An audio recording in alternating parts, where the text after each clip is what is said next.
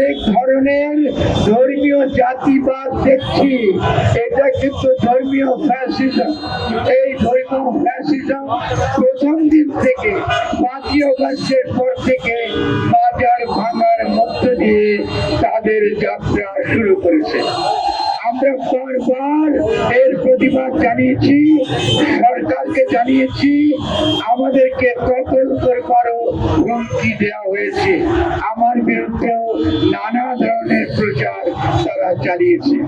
আমরা সরকারকে বলেছি যে আপনাদের যে চেষ্টা, আপনারা এই গণঅভ্যুত্থানের পরে জনগণের কাছে আপনাদের যে অঙ্গীকার, সে অঙ্গীকার যদি আপনারা রক্ষা করতে চান, তাহলে সবচেয়ে গুরুত্বপূর্ণ হলো মানুষের ব্যক্তির মর্যাদা, ব্যক্তির অধিকার, তার কথা বলার অধিকার, তার সাংস্কৃতিক অধিকার, তার বিভিন্ন বিষয়ে তার মত দেবার অধিকার নিশ্চিত করা।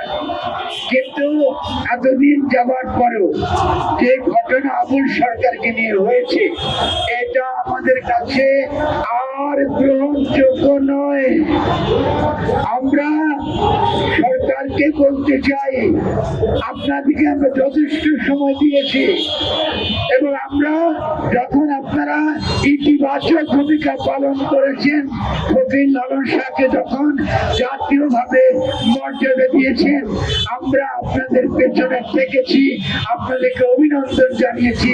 সমগ্র বাংলাদেশের ফকির, বাউল, সাধু, সন্ত, দর্শক, সুফি প্রত্যেকেই আপনাদেরকে অভিনন্দন জানিয়েছি।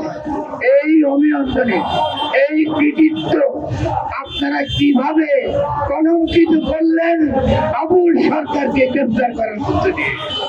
আবুল সরকার প্রত্যেকটা আন্দোলনের সঙ্গে প্রথম থেকে আমাদের সঙ্গে যুক্ত। তিনি শহীদ মিনারের অনুষ্ঠান থেকে শুরু করে কেন কোনো প্রতিবাদ সভা নাই, এমনকি শাহ আলী দরগায় যখন আপনারা বটগাছ কেটে ফেলেছিলেন, তিনি আমার পাশে ছিলেন। আপনারা তাকে গ্রেফতার করে নিয়ে যাওয়ার মানে আমাকে আপনারা গ্রেফতার করেছেন।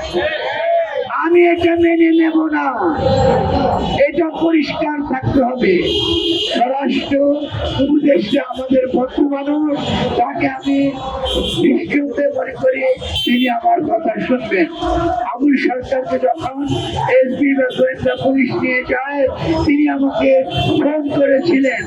আমি তৎক্ষণাৎ আপনাদেরকে বলেছি, যদি আপনারা নিরাপত্তা সংক্রান্ত বিষয়ে আপনাদের কোনো উদ্বিগ্নতা থাকে, তাহলে তাকে নিরাপত্তা হেফাজতে নিতে পারেন। কিন্তু আপনারা আমাকে কথা দিয়েছিলেন তার বিরুদ্ধে কোনো মামলা হবে না।